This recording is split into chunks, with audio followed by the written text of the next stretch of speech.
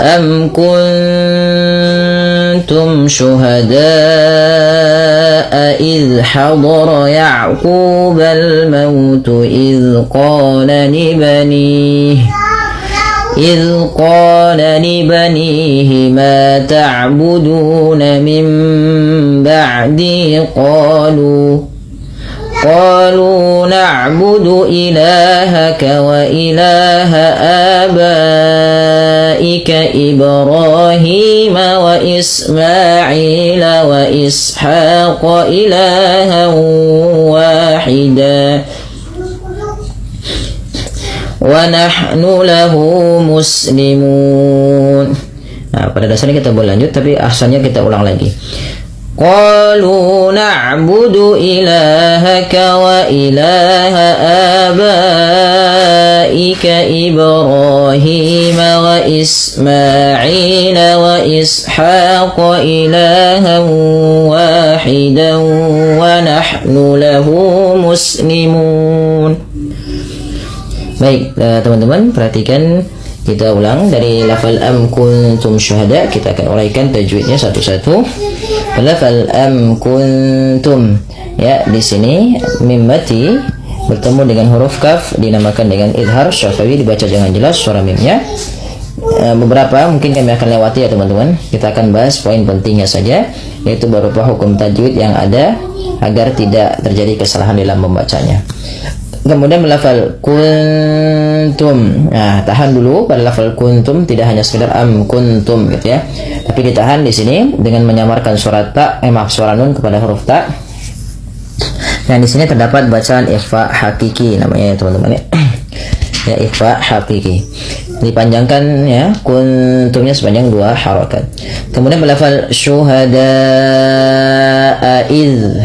Lafal da'a di sini ada namanya mad wajib muttasil, yang dimana panjang huruf da ini dipanjangkan sepanjang 4 harokat. Cara membacanya adalah memanjangkan da-nya sepanjang 4 atau 5 harokat.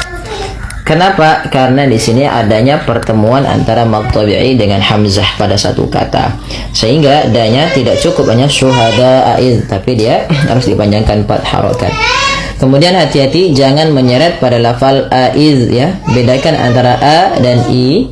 Jangan diseret syuhada aiz gitu ya, tapi dia menjelaskan dengan makhrajnya a i gitu ya. Syuhada aiz. Nah, seperti itu.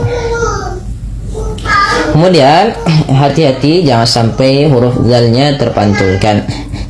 Ya, jangan dibaca dengan iz tapi dia iz ya, dengan mengalirkan bunyi suaranya yang kita kenal dengan bacaan rokhawah.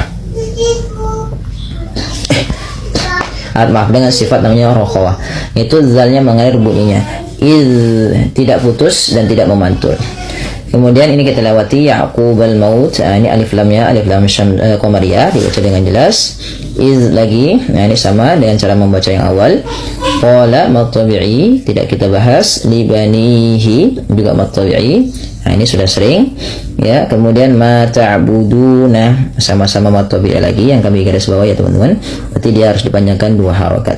Nah, kemudian pada lafal mim ba'di, nah, di sini bunyi suara nun yang awalnya min diganti dengan huruf mim, maka di atasnya ditambahi dengan mim kecil seperti ini diwarnai dengan warna hijau. Itu dibaca dengan bacaan iklab. Iklab adalah berasal dari kata at-tahwil. Ya, aqlaba yuqlibu di makna at-tahwil, merubah. Nah, berarti di sini dirubah bunyinya dari nun menjadi huruf mim ketika bertemu dengan huruf ba. Apabila ada nun mati bertemu dengan ba, suara nunnya dirubah menjadi suara mim ya, maka baca mim ba'di. Nah, cara baca iklab para ulama qurra mengatakan di situ ada 2. Yang pertama dengan idbaq, dengan merapatkan bibir, atau dengan furjah, ada sedikit rongga yang diberikan untuk suara tadi. Kemudian sambil ditahan 2 harakat, mim ba'di, mim ba ya, ditahan dulu sepanjang 2 harakat. Kemudian pelafal di mad tabi'i kasrah bertemu ya, qalu, kedua-duanya mad tabi'i. Nah, sini dalam ayat ini banyak sekali mad tabi'inya, jadi harus sama semua. Qalu na'budu ilahaka wa ilaha. Pada lafal ilah kedua-duanya, ilahaka dan wa ilaha mad tabi'i pada lafal la-nya fathah bertemu alif kecil dipanjangkan 2 harakat. Wa ilaha juga 2 harakat. Ini abaika. Nah, ini ada 2 hukum tajwid pada lafal a. Tadi ini dinamakan dengan mad badal. Mad badal yaitu mad yang terjadi ketika adanya huruf hamzah bertemu dengan huruf mad. Huruf mad itu apa? Alif, waw, dan ya.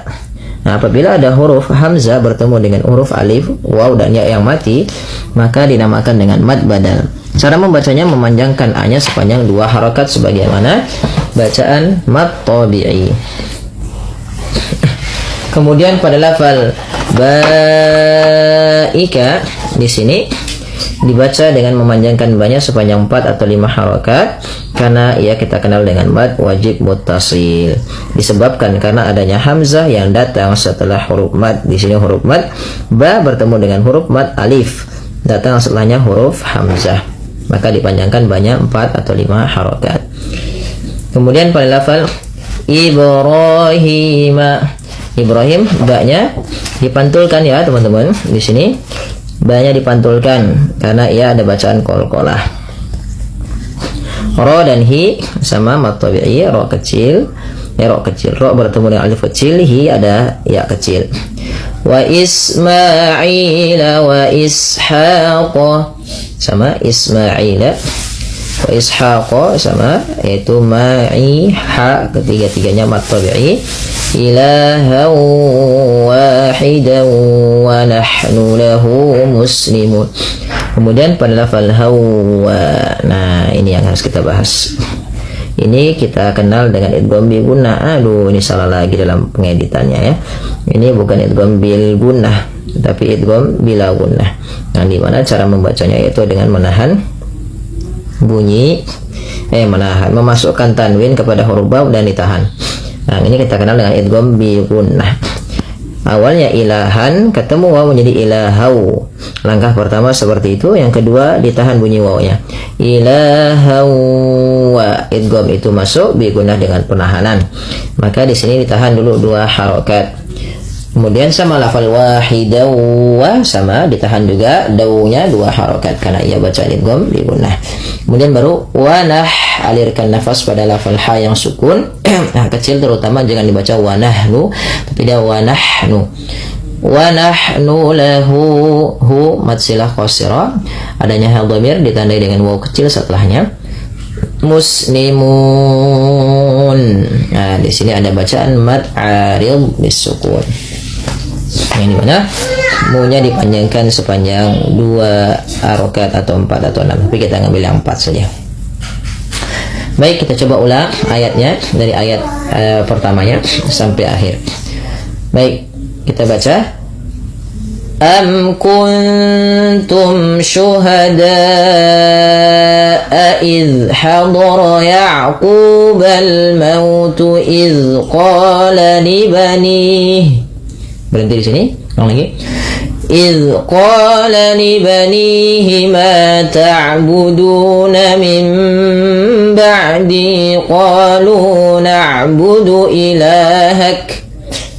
Ulang di sini dari qalu. Tarik nafas karena ini harus panjang sampai terakhir. Kalau bisa, kalau nggak bisa nanti nggak apa-apa, kita berhenti wahidah, nanti langsung lanjut wa nahnu lahu. Tapi kalau bisa sampai akhir ya teman-teman. Qalu na'budu ilahaka wa ilaha abaika Ibrahim wa Ismail wa Ishaq ilahan wahidan wa nahnu lah. Berhenti. Wa nahnu lahu muslimun. Kalau nggak kuat tadi nafas kami kurang kuat juga. Biasanya kita lanjutkan dari awal sampai akhir ya teman-teman. Baik, demikian pembahasan tajwid kita kali ini, mudah-mudahan bermanfaat bagi sobat sekalian. Kurang lebih ya mohon maaf. Wabillahi taufiq wal hidayah. Mari kita tutup dengan doa kafaratul majlis. Subhanakallahumma wa bihamdik, asyhadu an la ilaha illa anta, astaghfiruka wa atubu ilaik. Kurang lebih ya mohon maaf. Wassalamualaikum warahmatullahi wabarakatuh. Tilka qad khalat laha ma kasabat wa lakum ma kasabtum wa la tus'aluna amma kanu ya'malun. Baik, teman-teman sekalian yang dimuliakan Allah Subhanahu wa taala, kita perhatikan pada lafal tilka ummah. Pada lafal mim yang berharakat tasydid, ini cara bacanya kita perlu menahan bunyi suara nya sepanjang 2 harokat, teman. Karena pada lafal ini terdapat bacaan gunnah, yaitu dengan menahan bunyi suaranya dan memasukkan kerongga hidung. Maka tilka umma tidak hanya sekedar dibaca dengan tilka ummatun gitu ya, tapi ditahan dulu. Kemudian pada lafal tungqa, ini ada bacaan ikhfa hakiki yang dimana suara tanwinnya disamarkan kepada huruf qaf ya teman-teman. Jadi dibacanya tilka ummatun qa, tidak lagi dibaca tilka ummatun qad khalat, tapi suara tanwinnya disamarkan ke huruf qaf. Kemudian pada lafal bacaan qad, huruf dal harus dipantulkan karena huruf dal memiliki salah satu sifat yang dinamakan dengan qalqalah, yaitu memantul ya, atau ittirab, getaran. Dia harus ada bergetar dan memantulnya. Maka tidak boleh hanya sekedar qad khalat ya, tapi dia wajib dipantulkan. Dan hati-hati jangan sampai menambahnya dengan penambahan huruf hamzah. Contoh qad khalat. Nah, tapi di sini dipantulkan dengan berjalan bunyinya. Qad khalat ya, qad khalat. Maka tilka ummatun qad khalat. Kemudian kita waqaf, lanjut pada ayat ini berikutnya. Laha ma, lafal ha dan ma kedua-duanya mad tabi'i, yaitu ditandai dengan adanya huruf berharakat fathah pada lafal ha dan ma berharakat fathah padanya, kemudian bertemu dengan huruf alif yang mana termasuk daripada huruf mad.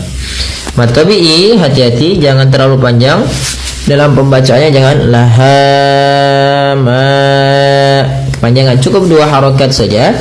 Laha ma kasabat, tidak sampai berlebih lagi. Kemudian kasabat pada lafal ta yang disukunkan, ini perlu kita pahami bahwasanya ada beberapa sifat yang terkandung pada lafal ta. Yang pertama sifat syiddah, yaitu tertahannya suara. Yang kedua baru hamzah. Nah, cara membacanya adalah dengan yang pertama dengan menahan suara ya, kasabat, baru kasih kasih hamzah, tapi tidak jeda ya. Laha ma kasabat walakum, nah seperti itu. Kemudian berlafal walakum ma kasabtum. Mimat yang bertemu dengan mim kita kenal dengan istilah namanya idgham mimi. Kenapa dinamakan dengan idgham mimi? Idgham artinya dia memasukkan mimiyun ya, karena bertemunya dengan 2 huruf mim yang berkaitan dengan mim sukun. Maka di sini ada mim mati bertemu dengan mim, maka cara membacanya masukkan mim yang pertama kepada mim yang kedua dan ditahan. Walakum ma, baru dilepas. Walakum ma kasabtum, ba sama lagi. Perlu dipantulkan karena ia ada bacaan qalqalah. Kasabtum. Kita ulang. Tilka ummatun qad khalat laha ma kasabat wa lakum ma kasabtum. Kemudian lafal wala tus'aluna amma, wala mad tabi'i 2 harakat, tus'aluna mad tabi'i, kemudian amma ada bacaan gunnah sama sebagai umma, ditahan suara mimnya, ma mad tabi'i juga. Kanu ya'malun, Lafal nun ini ada bacaan mat, ada sukun. Kita boleh memanjangkan lu-nya sebelum mematikan nun dengan 2 harakat, 4 harakat atau 6 harakat. Tapi kita ambil yang tengah-tengah ya teman-teman. Oke, kita ulang. Wala tus'aluna amma kanu ya'malun. Alhamdulillah, mudah-mudahan ini bermanfaat bagi teman-teman sekalian. Kurang lebihnya mohon maaf. Assalamualaikum warahmatullahi wabarakatuh.